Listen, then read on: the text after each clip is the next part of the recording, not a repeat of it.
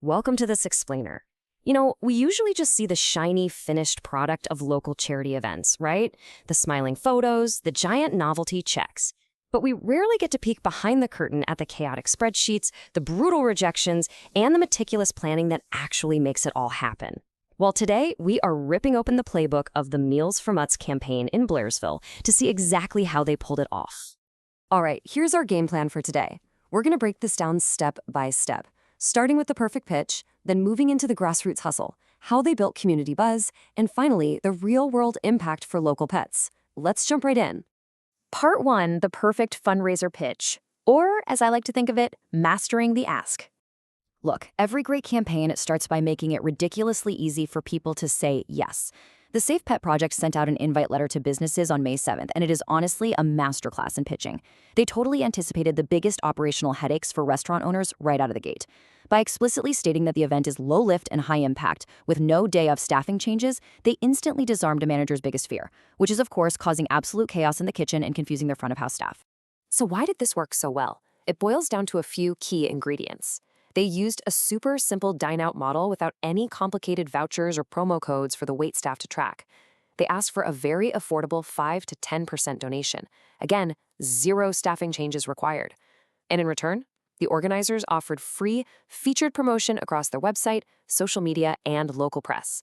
When you offer free marketing in exchange for a modest donation and absolutely no day of disruptions, it's pretty clear why this value proposition was so easy to agree to.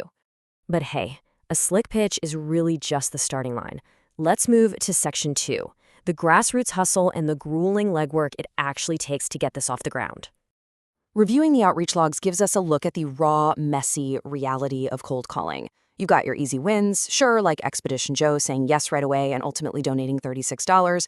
Then you hit practical snags, like finding out C&J cafes just closed on Wednesdays. And then you have the brutal realities, like a place ironically named Hole in the Wall, where the owner literally yelled at the organizer across a crowded dining room that they wanted nothing to do with the Safe Pet Project. They basically got thrown out. You absolutely gotta have a thick skin for this kind of work. To actually lock in those 12 enthusiastic partner venues, the organizers had to grind through an absolute mountain of outreach. We're talking dozens and dozens of walk-ins, unanswered emails, endless phone tag, hearing not interested over and over, and dealing with managers being on vacation. It takes incredible resilience to push through that and build a coalition of 12 local eateries, ranging all the way from casual lunch spots to fine dining. Okay, so you've got the restaurants on board. Now what? You have to actually get butts in seats. That brings us to section 3, building community buzz. The timeline they followed maps out a highly organized strategy. They didn't just throw up one Facebook post and cross their fingers. Starting on July 2nd, they drafted everything out. And then, from July 6th through the 18th, they deliberately staggered individual profiles for each participating restaurant. They'd highlight Expedition Joe Coffee one morning, Lucky's Tuckeria the next, then the Flying Trout that afternoon. This staggered rollout built a steady, totally unavoidable drumbeat of hype all over town, leading up to the big day. Notice how strategically they layered their messaging here. Step 1 was broad awareness, getting press releases out to local print and radio. Step 2 was targeted engagement, where they hit their internal mailing list and sent dedicated notices to volunteers, telling them the mission was simply to eat great food to support a great cause. And Step 3, ensuring accessible participation. They made sure everyone in town knew they could join in however they wanted. Grab a sit-down dinner, grab takeout, or just organize a group office lunch. Literally no barriers to entry. All of that meticulous planning all built up to Wednesday, July 22nd. Let's look at section 4, the real impact for Union County pets. And man, the community really showed up. Remember, they didn't need any special codes or vouchers. They just showed up to eat. In a single day, this grassroots effort pulled in over $2,500. For a local volunteer-run nonprofit budget, an instant injection of over $2,500 is just a massive win. When we break down where that money actually came from, you can see why landing major local players was so absolutely crucial. Lucky Dog Restaurant Group, who actually helped co-host and recruit for the event, brought in a whopping $1,368, all on their own. The Flying Trout delivered $750, and Sweet Pea's Downtown Eatery added $500. Having these anchor partners on board essentially secured the massive financial success of the whole day. But to really grasp the impact, we have to look past the spreadsheets.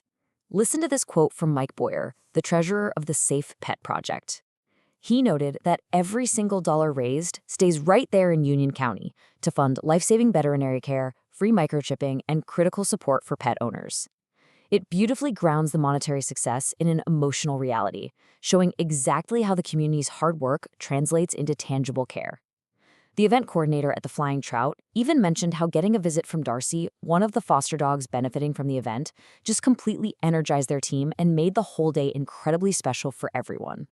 Ultimately, what we are looking at here is a textbook execution of the Dine to Donate model. It's such a brilliant organizing tool because it doesn't ask people to do anything radically different. It simply leverages existing community habits. People are going to eat lunch and dinner anyway, right? So this model just redirects a portion of that everyday economic engine to fund critical nonprofit operations. It's a huge win for local restaurants who get a surge in buzzing tables, and obviously a massive win for the charity. So as we wrap up this explainer, you are now armed with this exact playbook. You've seen the smart, objection-proof pitching, you've seen the gritty reality of the street hustle it takes to get businesses on board, and you've seen the highly structured marketing rollout that guarantees a crowd. With this blueprint in your back pocket, what local cause are you going to champion next in your own community?